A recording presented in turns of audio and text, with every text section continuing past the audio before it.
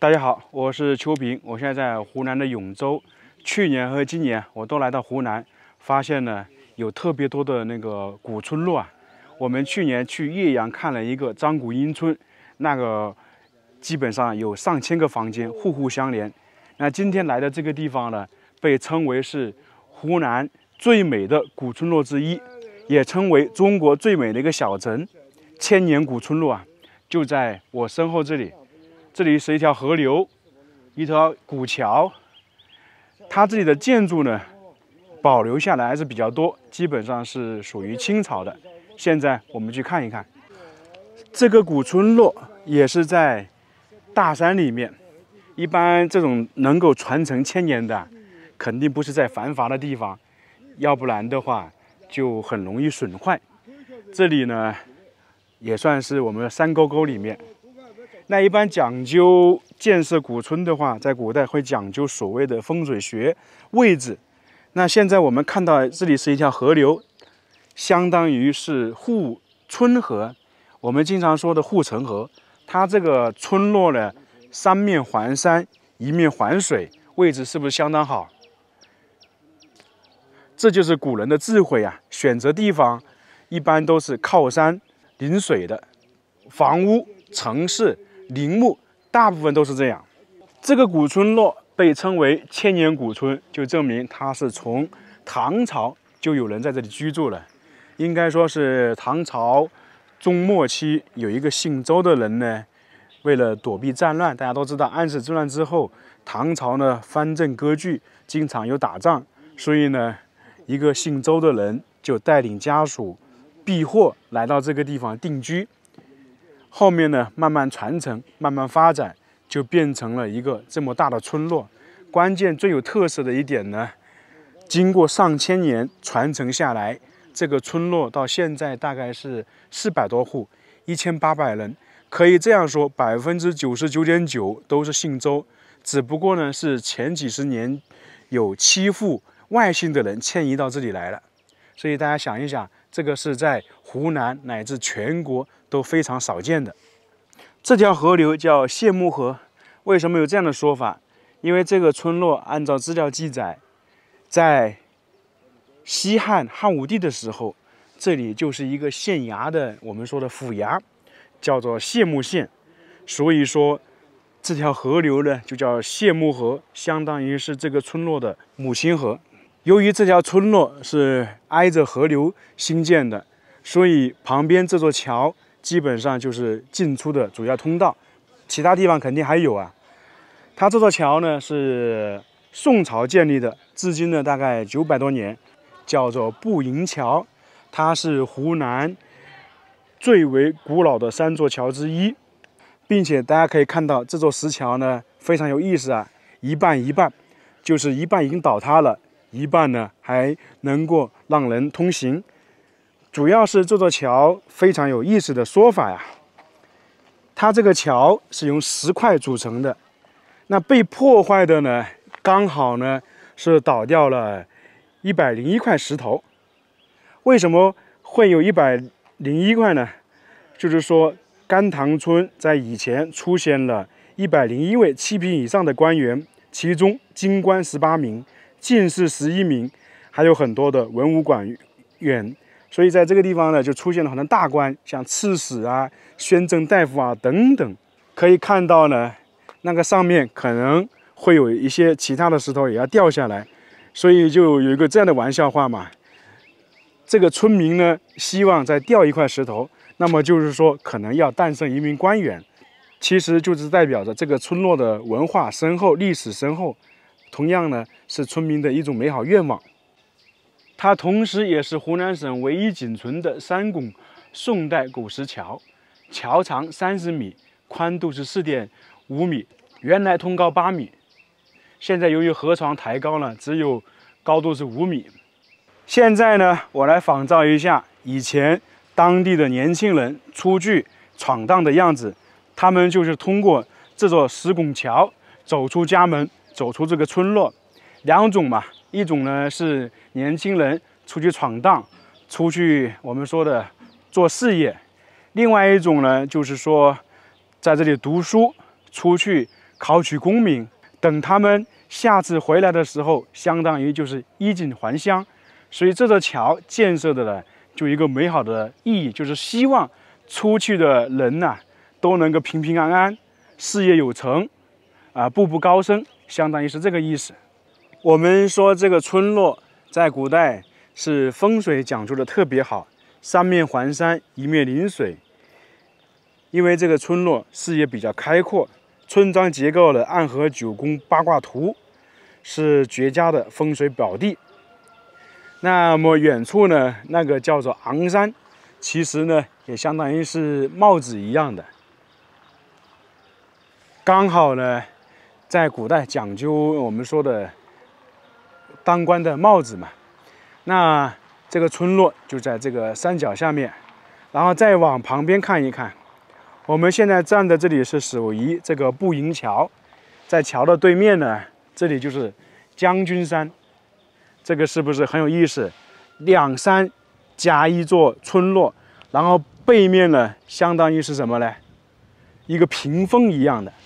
所以说，将军山、屏风，还有那个帽山、三山挡住了，特别完美吧？在这个村头还有一幢文昌阁，那这个建筑呢也是比较早了，也有几百年。那么有文昌阁的地方，就代表着一个地方的文化气息非常深厚。因为文昌阁主要供奉的就是文昌帝君，就相当于古代我们说的文曲星一样的。还有一点，这个村落其实暗含九宫八卦，就相当于太极图一样的。那么这里呢，就是相当于是太极图的分界线。现在我们准备进去看一下。这个地方有点不一样，我们进其他村落四通八达，但这里呢非常奇特，它是这里一道小门，进去了就别有洞天。这个地方现在还留下了很多这种口子，那么很多人洗衣服啊，我估计会在这个河流边，因为在影视剧中还有一些古老的村落啊，都保留了一种习俗，叫什么呢？在河边洗衣服，洗菜。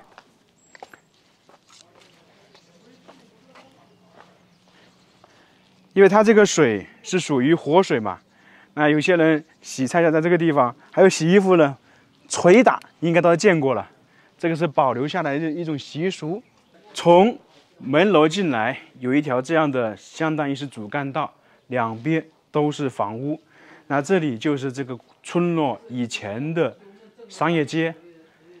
说是村落啊，其实这个地方可以被称为一个小城。你想想，现在这里呢还居住着1800人，那在古代呢人口可能更多，因为现在毕竟有一些人搬迁出去了嘛。那这里呢，应该以前算是整个这个小城最繁华的地方，就是临街啊都是商铺，吃的、喝的、玩的都有。现在呢，还有一些简单的，并且呢，这些建筑基本上都是属于明清的。现在边走边看，像这个门都是一些木头的，比较有历史的。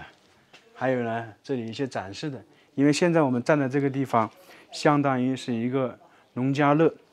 那么下面这些地基、这些石头啊，都是历史非常悠久的，明显的能看得出来，都走出包浆了。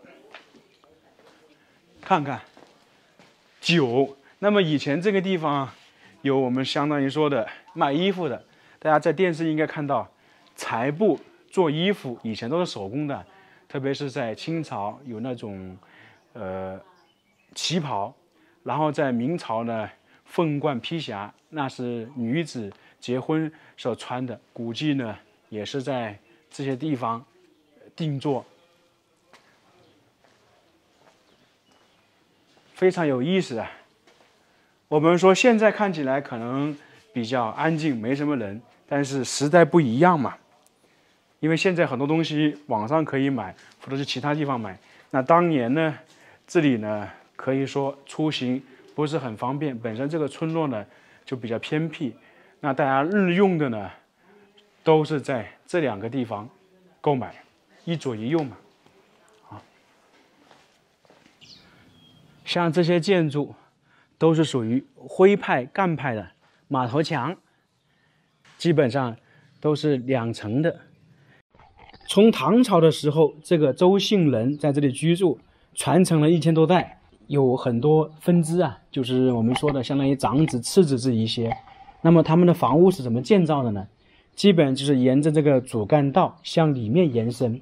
通俗一点就是说，在村头这个100米是长子的，然后隔壁呢就是次子，这样延伸过去的。故而整个这个上塘古村有10个单元，就相当于是分了10族，大概意思是这样的。这个就是门楼，那么从这里进去呢，就是我们刚刚说的一族，就一个分支。从这边进去呢，又是一个分支，所以全部是这样的。那么他们是从这个门楼进去一直延伸，在这个门楼下面最能体现这个里面主人的身份，它就是有很多石雕。你像这里是双路，满满的历史感，生活气息特别浓厚。这个公鸡的叫声一直都有，鸡鸣嘛。在这个地方有将军的故居，有县衙的遗址，还有一些小巷，都是比较有代表性的。那看看这栋房子非常有意思吧，就有点像我们说的祠堂一样的，非常小巧啊。它刚好呢跟这个大建筑是在一起的，不知道是什么含义。而且上面这个建筑明显呢就是干派跟徽派的风格。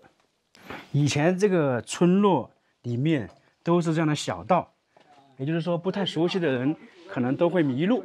现在呢我们走的这条巷子呢叫鸡女巷，是拥挤的挤啊。为什么会有这样的说法呢？就是说这个村落在以前人口非常多，男女老少，特别是年轻的女孩子还有年轻的男孩，他们长大了嘛，期盼那个爱情的来临，也要我们说的娶妻还有嫁郎。那么他们当地人呢就可能经常来这个巷子。为什么？这里比较拥挤，适合呢谈情说爱，就2个人如果并排走的话会挨着的很近，相当于就是说可能会诞生爱情的火花。所以这个地方就被称为鸡女巷，也是代表着这个村落这个小城对我们说的爱情的一种期许，对我家庭的一种美好的祝愿等等。这个村落它的路基本都是比较小的，不像我们现在条条大路都是比较大的，它那个时候不一样啊。每栋房子相隔的距离呢都比较小，所以说你如果走在这里呢，不熟悉的人可能都会迷路。也同样的，你晚上的话，如果像以前没有灯的话，走起来可能都害怕。在2000多年前，这里呢已经纳入到中央政府的版图之内，就是汉武帝当时灭了南越国之后，这边都是属于汉朝区域了。那么这个地方还有个县衙，就叫谢墓，他当时就设在这个地方。也就是说在2000多年前呢，这里呢当时的县令在这里居住，在这里办公，大家无法想象吧。所以大自然跟古代就是这么神奇，在一个大山深处竟然还有个县衙。这里的建筑呢基本都是清朝的，看这些砖就跟我们现在明显的是不太一样的。同时呢窗户也是那个时候遗留下来的。这里呢还有人居住，因为整个村落基本都是周姓人。在这边发现一个很好玩的，到处都有这样泰山石敢当几个字，好多门口都有不知道这个是什么意思。它都是水泥上面雕刻的，有知道的麻烦评论里面说一下。它这里面这样的大一点的道路是7、8条，条条大路通罗马嘛，它这里也确实是这样的，条条大路最后呢汇总到主干道。这里是主干道，这里有一条小的支路出来，前方也有。那么呢中间夹的这个房子相当于当时就是一户人家传承下来的，从这边到外面的主干道，一直这样连接建起来的。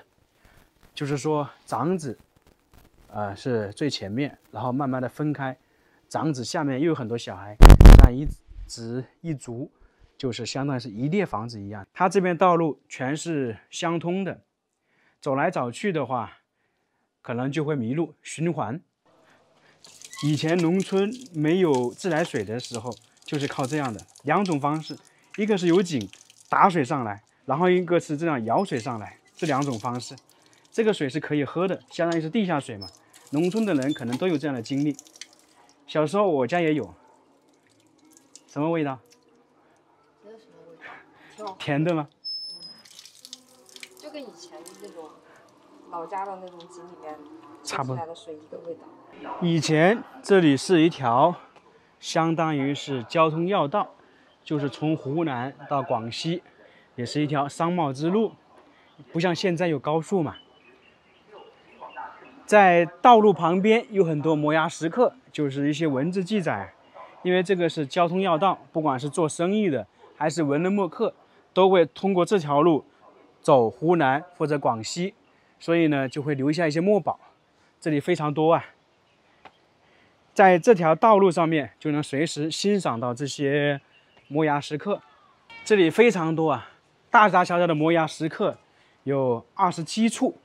这个摩崖石刻是这边最大的，4个字“忠孝廉洁”，属于乾隆28年写的。